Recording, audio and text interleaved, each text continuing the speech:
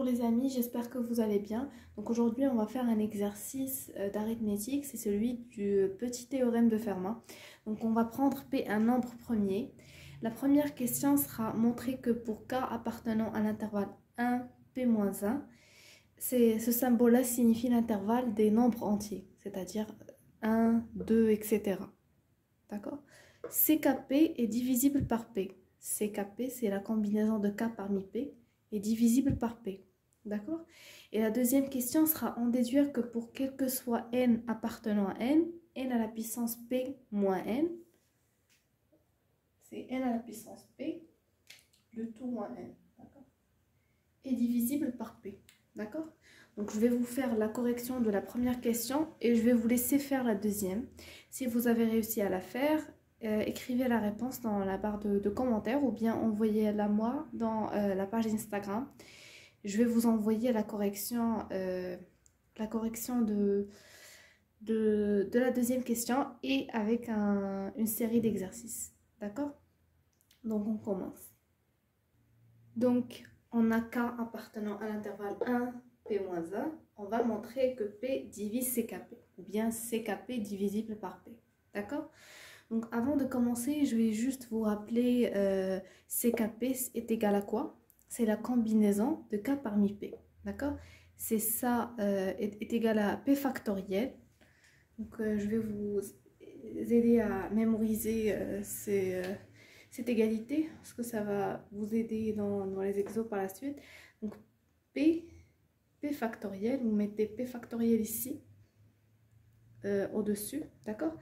K factoriel fois P moins K factoriel. D'accord? Donc, ça signifie quoi?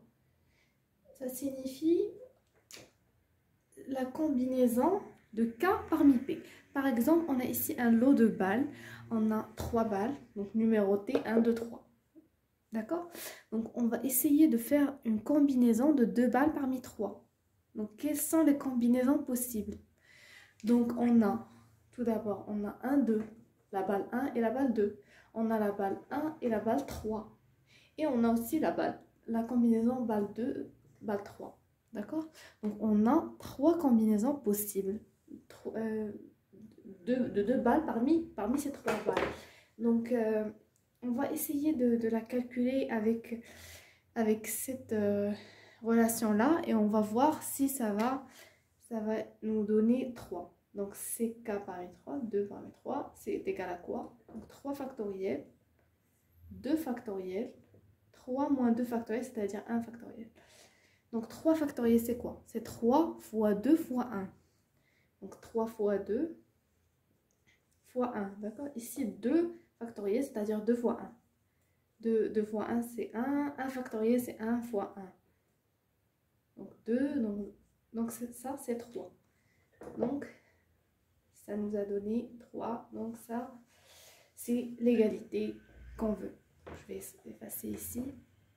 Ok, comment on va résoudre cette question? Qu'est-ce qu'on va faire? On doit montrer que P divise CK. Qu'est-ce qu'on va faire? On va essayer de faire un petit... P factoriel, c'est quoi? C'est P fois P moins 1 fois P moins 2 jusqu'à ce qu'on arrive à 1. On ne sait pas P est égal à quoi exactement. Donc P, on va faire P fois P moins 1 factoriel. D'accord? Par exemple, 3 factoriel, c'est quoi? C'est 3 fois 2 fois 1. Et 2 fois 1, c'est quoi? C'est 2 factoriel. 3 fois 2 factoriel. D'accord? C'est la même chose ici. Et on sait déjà que 1 n'égale pas à 1. P n'est pas égal à 1. D'accord? Parce que 1, c'est pas un nombre premier.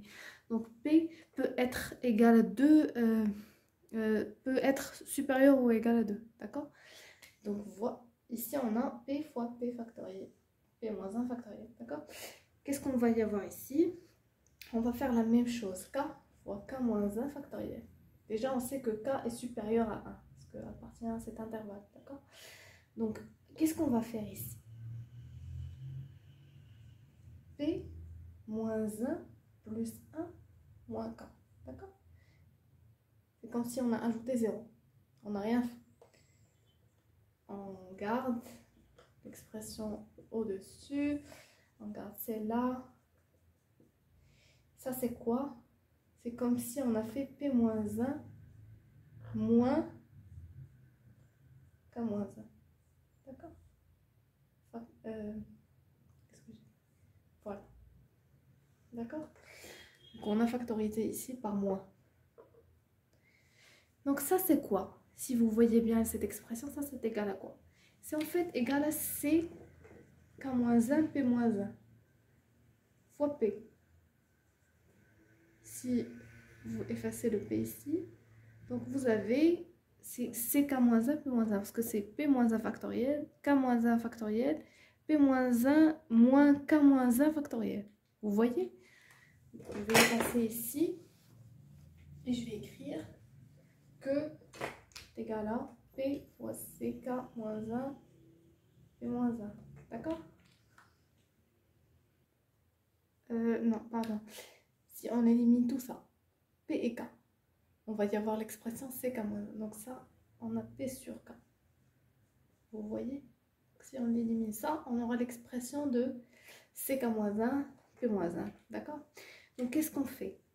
On a CKP est égal à P sur K, CK-1, P-1. Donc on multiplie les deux ici par K. Donc on multiplie ici par K, on va y avoir ici P. Et on va y avoir ici K. Qu'est-ce qu'on déduit à partir de cette égalité? Je vais essayer d'écrire ici. Qu'est-ce qu'on déduit? On déduit que P divise tout ça. Donc vous vous rappelez qu'on a par exemple B est égal à Q fois C. D'accord? Donc ça c'est Q divise B. Parce qu'il y a un C tel que B est égal à Q fois C. D'accord? Ça, c'est notre P. D'accord? Donc, P divise K fois CKP. Et vous vous rappelez du théorème de Gauss. On a P et K sont premiers. Pourquoi P et K sont premiers? On a P et K sont premiers. Pourquoi? Parce qu'on a en fait K, c'est un nombre premier. D'accord? Donc P, il est premier. Et K, il est inférieur à P. Pourquoi inférieur? Parce que il se peut que K égale à P. Donc le PGCD de P est P. Donc ça sera P. D'accord? Donc c'est un nombre premier. Donc il va être premier avec tous les nombres. À l'exception du nombre lui-même. D'accord? Donc P c'est un nombre premier, K il est inférieur à P, donc ils sont premiers. P est premier, ils sont premiers entre eux. Donc d'après le théorème de Gauss, on peut dire que P divise CKP. D'accord? Vous vous rappelez du théorème de Gauss. Quand on a A divise BC et A et B sont premiers entre eux, donc A divise C. D'accord? Donc essayez de faire la deuxième question, c'est une déduction de la première et envoyez-moi la correction. À très bientôt.